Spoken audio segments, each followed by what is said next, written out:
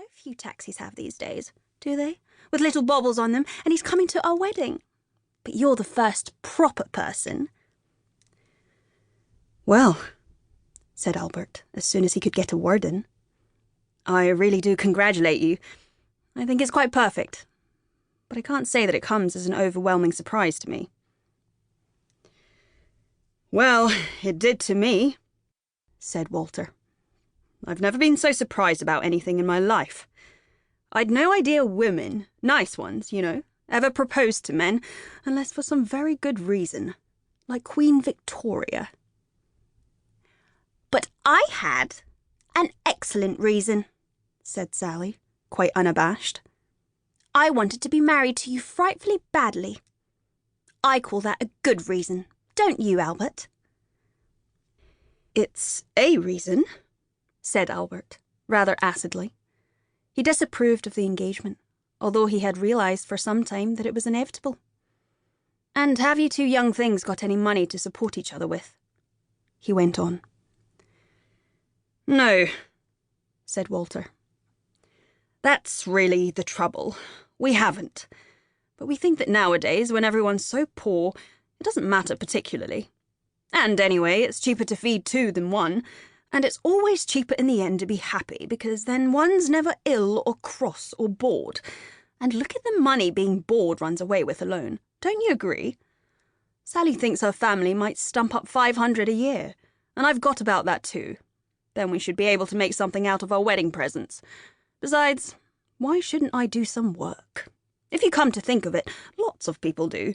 I might bring out a book of poems and handwriting with corrections like Ralph's. What are your plans, Albert?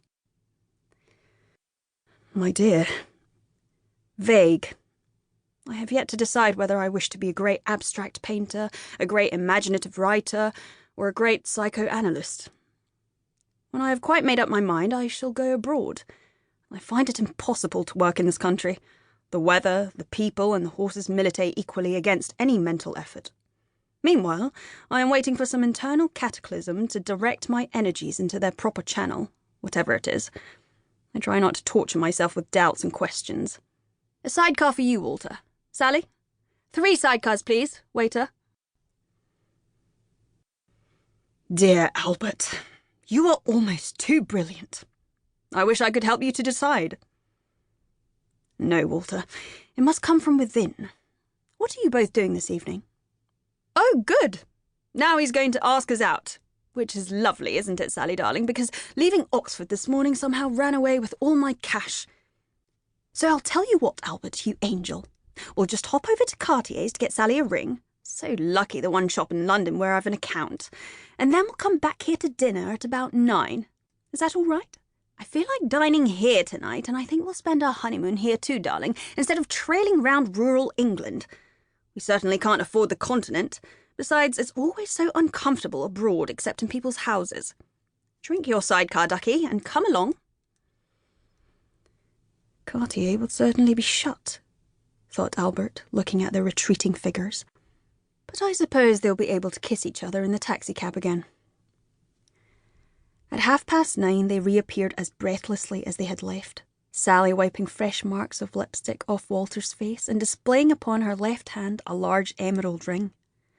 Albert, who had eaten nothing since 1 o'clock, was hungry and rather cross. He felt exhausted by so much vitality and secretly annoyed that Walter, whom he regarded as the most brilliant of his friends, should be about to ruin his career by entering upon the state of matrimony. He thought that he could already perceive the signs of a disintegrating intellect as they sat at dinner discussing where they should go afterwards. Every nightclub in London was suggested, only to be turned down with, "Not there again! I couldn't bear it!" By the time they had finished their coffee, Sally said that it was too early yet to go on anywhere, and that she, personally, was tired out and wanted to go home. So, to Albert's relief, they departed once more in a taxi. The next morning Albert left for Paris. It had come to him during the night that he wished to be a great abstract painter. 2. 2 years and 2 weeks later, Albert Gates stood on a cross-channel steamer, watching with some depression the cliffs of Dover, which looked more than ever, he thought, like Turner's picture of them. The day was